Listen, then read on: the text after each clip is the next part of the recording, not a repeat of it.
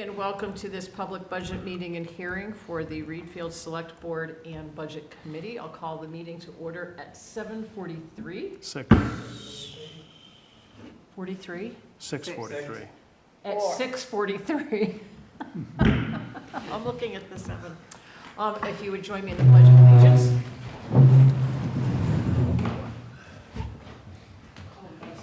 She's frozen. Allegiance to the flag of the United States of America and to the republic for which it stands, one nation, under God, indivisible, with liberty and justice for all. It's a really good thing I don't see that. We are starting late. We had a few technical issues to take care of, but now we are ready. So welcome if you are watching this on Zoom. I think we might have one person joining us tonight. So if you're watching this recorded, this is the official public budget meeting for the town of Readfield for 2026, our new fiscal year. Eric will tell you how many meetings we've had, but the budget committee has had many meetings. We've been informed after each of those and had our own discussions. And there we go. So I am Catherine Knowles-Woodson, the chair, and from the select board we have. Sean Keegan? Steve Angeles. Sharon Michelle. And from the budget committee, anybody have any comments? Nope, okay. Take it away, Marty. Okay. Hi, I'm Marty Hanisch, current chair of the Budget Committee. Here tonight from the committee, we have Chris Sammons and Ellen Schneider. And we're all eagerly awaiting to see the numbers. But I do want to make one short statement about the Budget Committee.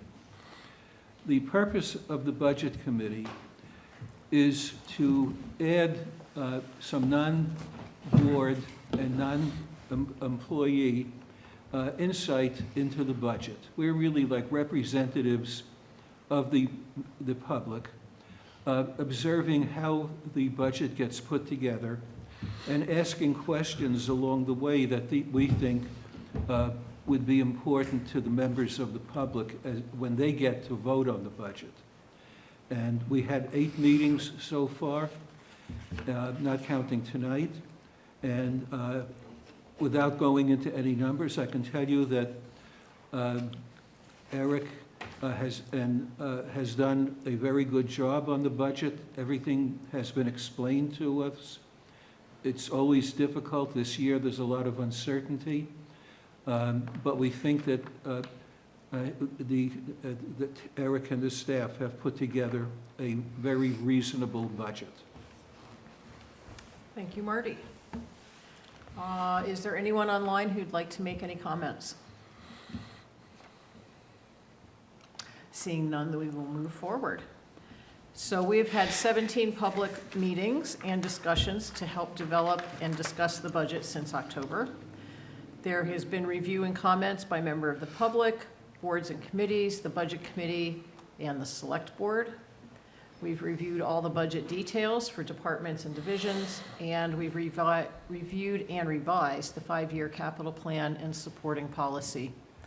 For our town, we start off our budget process by going through the capital investment plan and seeing where we're at and what projects are on the horizon.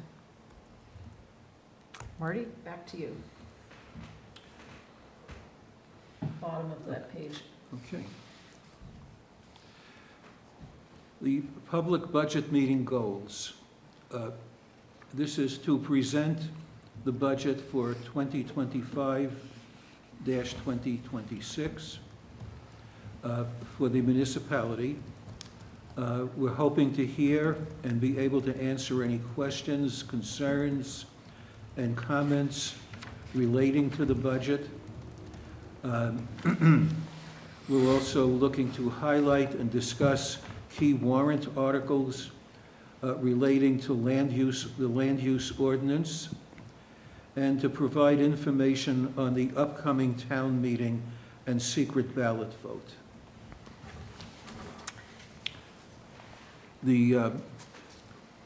ongoing budget goals that guided the select board and town manager and finance director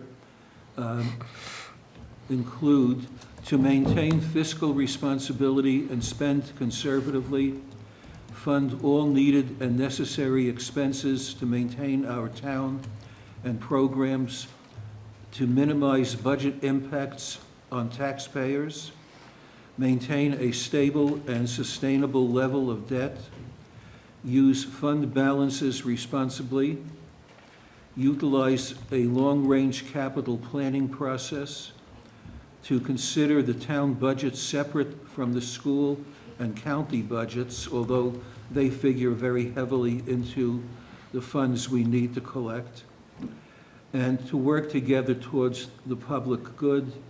And I'm pleased to say that from the perspective of the Budget Committee, we did follow all of these objectives. Thanks, Marty. Our specific goals for this coming fiscal year, 2026, is pretty much decided when the select board has their annual retreat, which we try to hold in the first or second month of the fiscal year. And that was to prioritize completion of projects in process. Those projects are a sand and salt shed, the Church Road sidewalk, and the Readfield Fairgrounds Community Park. You will not find any information in here on the sand and salt shed because that's going to be moved forward to some unknown date. More about that in the coming year.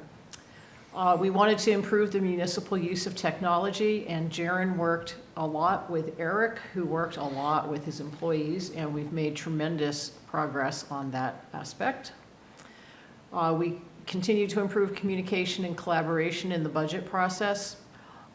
I don't think we did a whole lot to improve it because I think it's been pretty darn good. And we're not getting any feedback from the public that we're missing out on things. So I think that's more of a continue.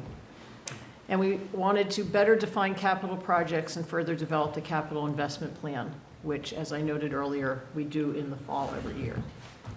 So Eric, on to the budget.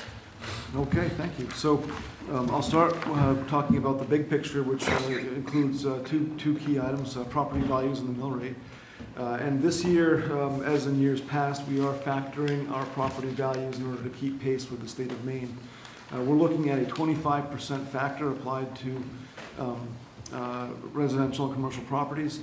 And that follows several years of 5, 10, 15% increases to try to keep pace with this real estate market that we've really been, and everybody's been struggling to keep up with.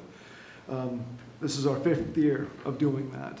Hopefully it's our last year. I expect that next year we will be working with actual or more current numbers from our revised community's property assessment. And that the real estate market will have stabilized some. Our assessor says that he's already seeing signs that things are starting to plateau a little bit, and that's good news. I personally hope they can step back a little bit, having not purchased any property recently, but seeing what the impacts are on the community. But in any event, we expect that when we do factor that 25% increase, if expenses and revenues were the same as the prior year, we would see a 25% decrease in the mill rate. This year, we're not seeing a decrease in the mill rate, or we're not seeing a proportional decrease in the mill rate because expenses are up and revenues are essentially flat in that. So the mill rate for the town of Readfield, for the municipal portion of our mill rate, is 2.15, and the total mill rate is 12.13. And that includes county and RSU. So you'll see later we're about 17% of that total tax commitment and the mill rate. And then last year it was 13.39, so you can see that there was a decrease, but it certainly wasn't 25%, which is what the factoring will be on values. Moving on to school and county budgets, we try not to comment on these too much, but we want you to know where the information is for these. And so school budget information is available on the website. The county also has budget information available. RSU 38 budget is expected to increase 2.35% or $102,000. And that's about 74% of property taxes. The county budget will increase 14.6%, or $65,830, and that accounts for about 8.5% of the property taxes. And again, town of Readfield, I'll step back, we're looking at going up just a little bit on our end. So this is what the relative property taxes impacts look like. Top line, red line, with the large dash is the RSU. And these are individual values, they're not cumulative, so the red line is the red line, the blue line is the blue line, it's not an additive thing. The blue line below that, which is smaller dash, is the town tax impacts, and the black line at the bottom, solid line, is the county taxes. And you can see everybody's been struggling to stay flat. It's hard. And we're seeing some acceleration from all three of those components of the tax bill. Municipal property tax impacts. This slide shows what the out-of-pocket impact is for the average home, which in Readfield, believe it or not, is now about $380,000 for a home and some acreage. That doesn't include the homestead exemption, which pulls $25,000 off of that value. This is just the straight value for an average home.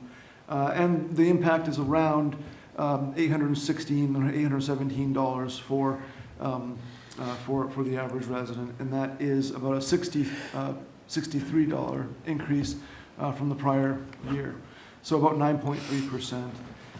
One thing I want to point out is that when you look at the last really good stable year that we had, which was about 2018, the increase in out-of-pocket tax impacts for the municipal portion of taxes has only gone up about 12% since that time.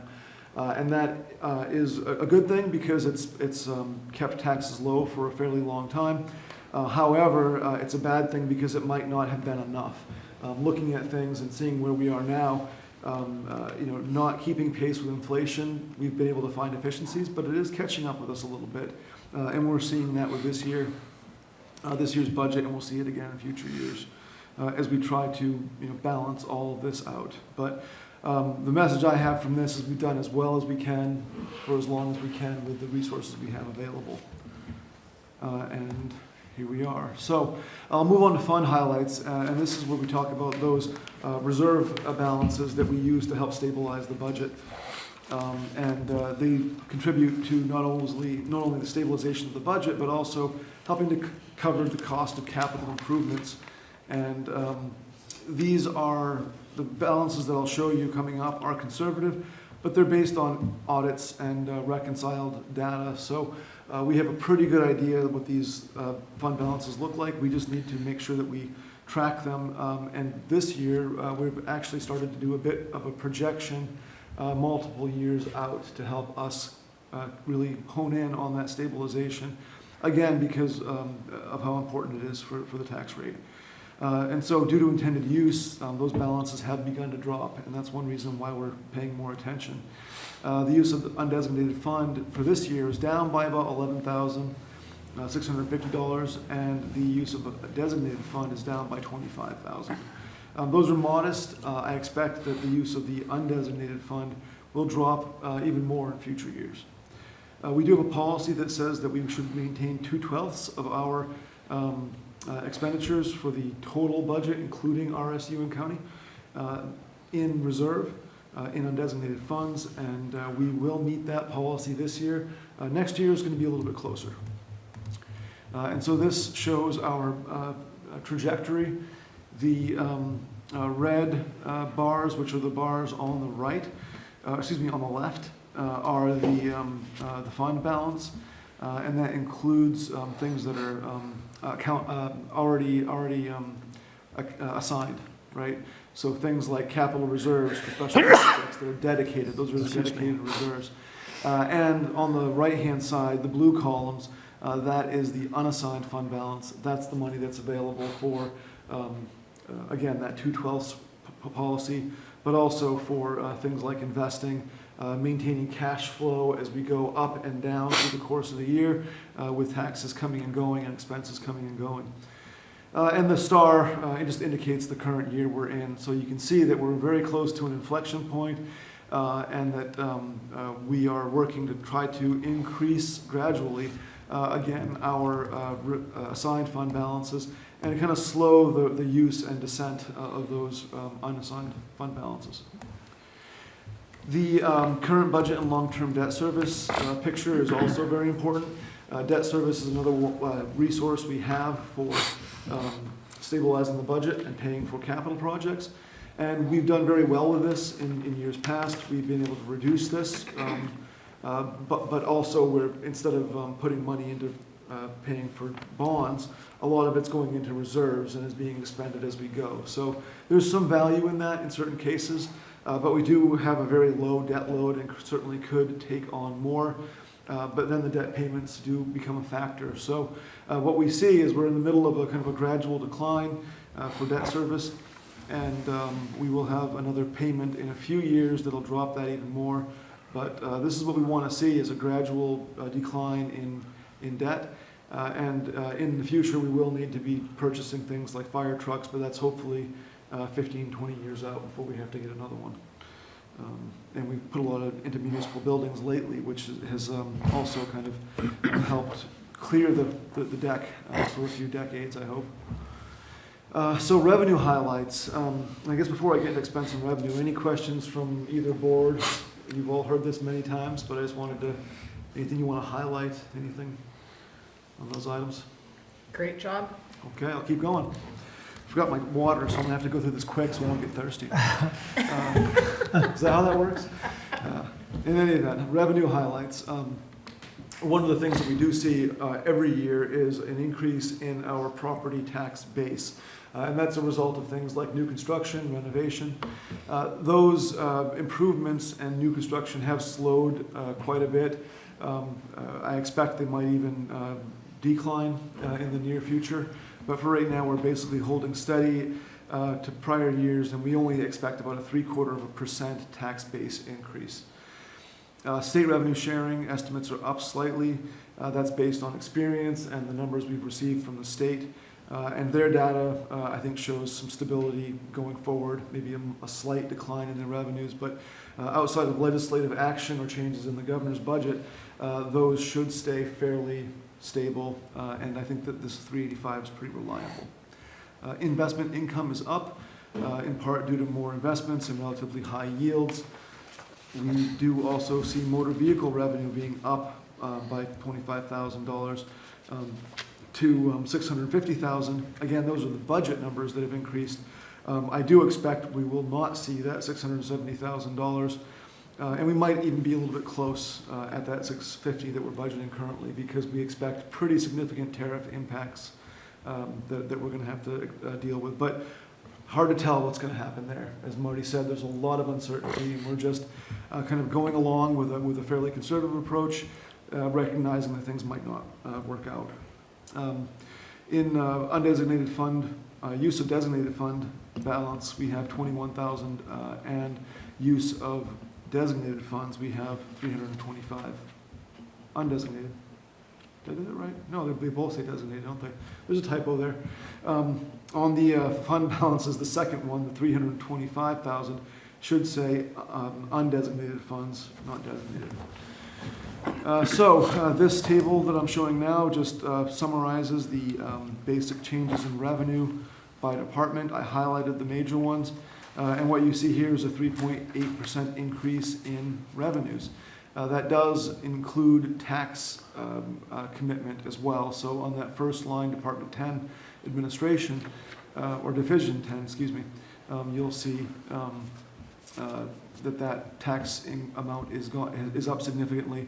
And that's a combination of all three school, county, and municipal tax impacts right there. Moving on to expenses, administration, labor and insurance costs are really driving our increases in that area. And that's the case throughout. There are very few departments that don't have labor or material type increases driving the price of things. Office equipment is up by 17.5, but that's in large part because of computer software costs and hardware, and also our standard office equipment. The one note I'll have here is that we'll probably be saving money in a few different areas. We will likely see some electricity savings. We will certainly see productivity increases. And so even though we might be paying a little bit more in certain areas, we will see better productivity from staff through the use of this software. In most cases, I'll say not all.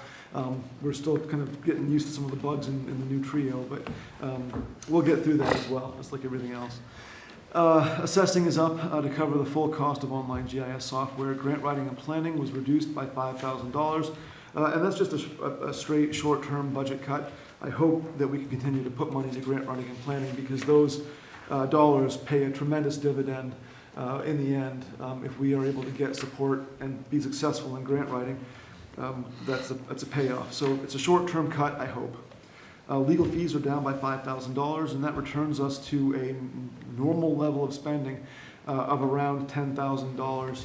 And for example, this year right now, outside any significant legal action, we've only spent about $3,000 on legal services so far.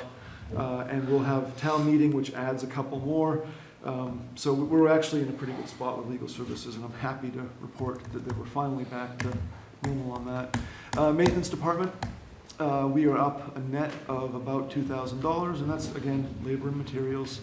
Community services, the library is up 1617, but that's due to labor, and that's the same 3% costing wage increase, not a cost, not an expense, it's a wage. I guess it's all three of those, but that's what we see across the board for all employees. Recreation, parks, and activities, beach expenses are down over $2,000, and that's due to, again, what I hope are short-term maintenance cuts. Staffing, I think we finally found a good balance there. We don't necessarily have to have 80 hours of staff time at the beach. I think we can get by with 60 or so. That gives good coverage, stops people from using the beach who aren't residents or don't have passes, and helps prevent some of the nuisance activities like people bringing dogs off leash and smoking and things like that. We want to keep an eye on some of that stuff. So in any of that, we've reduced that level. Moving on, protection. The fire department, I will give a lot of credit to. They actually trimmed their budget in various ways. And so the fire department budget is down. However, we're trying to deal with increases in two other areas that have caused pretty significant changes. First is a 23%, there's 2% things there, 23% increase in the ambulance cost, and that's a $14,000 difference. Next year, we're going to see another significant increase there, roughly equivalent. Maybe it's a little bit less, maybe 10,000. But this is part of a 2-year effort of Winthrop to increase the revenues for the ambulance service. It's an important service, and we generally agree that it's worth doing. It just doesn't feel very good when you're on the receiving end of a $25,000 tax increase over 2 years. Dispatching is up 33% estimated. We hope we can get that down. We've already made pretty good progress on that. I'm right now expecting a $7,000 increase, worst case scenario, after our negotiations. But as most of you are aware, we're still working to try to bring that down to an appropriate level, which would be a $1,000 to $2,000 increase. That may happen through negotiations with Winthrop. It may happen through switch to a different service, but that's for the select board to discuss and consider coming up. Cemeteries, our budget is up $2,500, but that is to account for a stipend for the cemetery sexton, and we have a corresponding but not entirely equal $2,000 reduction in the maintenance department budget where the cemetery sexton position was previously held. Roads and drainage were up over $24,000, and that is for both summer and winter roads combined. A big part of that is the increased cost of materials for both road materials and salt. We've seen a lot of salt usage, and we expect that to continue. Finishing up with expense highlights, we have solid waste. Those are up about 3%. Again, that's almost exclusively due to labor, but it's scheduled. Debt service, a small decrease of $2,300, but you saw that on the graph. And unclassified, we've reduced contingency by $5,000. Again, that's just a straight budget cut. And we hope we found a balance there and that we haven't cut too much. But we certainly made an effort to reduce costs where we could. The last item are the capital reserve and special revenue transfers. And we see this is where money goes into the reserves for future use and in some cases current year use. But without getting into great excruciating detail, we'll just kind of lump it together and say, this is what we're doing. Cemeteries, 5,000, transfer stations, 14,000. That is one of those combined usages. And that is actually just the town of Readfield share. Other towns contribute a similar amount to that, so we can have a good reserve there. Municipal buildings is 48,000. Roads is 334,000, and I can say that most of that will be expended in the next fiscal year. We have a lot of projects planned. Also, there's some money in there to continue the planning process for the salt sand shed that has been the bane of our existence for 5 years and longer. Admin technology, this is $5,000 to support the second half of the build out for the low power FM station, which we're continuing to make progress on. Fire department, $25,000. This is to cover things like SCBA packs, equipment repair, if we blow an engine in a fire truck, that kind of thing. Maintenance, this is reserved for our equipment, trucks, chippers, all of that. Also lease payments for any of that equipment that's ongoing. And the total there is $460,000. And you will note that is one of our largest budget areas. But Readfield, I have noticed and I'm thankful, really appreciates and puts money into our capital assets, and this is the right direction. I really appreciate this money going into reserve for these purposes. So this summarizes the expense in a tabular form again, 3.8%. It matches, it balances with the revenue side. That's exactly what we want. And that's really it for the budget. A lot in there, but I'm happy to take any questions or comments from folks online or in the room. Well, there's no one here in person, and it looks like we might have one person online. If there's any comment you'd like to make, you need to raise your hand, or I guess that's how that works, right? There we go. So seeing none, I have just a couple of comments, just more for the board to remember. We need to explain maybe more often, Eric, about the low-power FM station that's coming, that we're building out. I know that you have our community coordinator working on that with a bunch of different folks. Yep. People will be interested in that, I'm sure. And is part of the road budget, the 334, the capital reserve for roads, is that being spent this year? It's a combination of the projects that we're looking at cover 2 fiscal years, but yes, we are looking at this year and next. But that $300,000 will be fully expended by next June. Okay.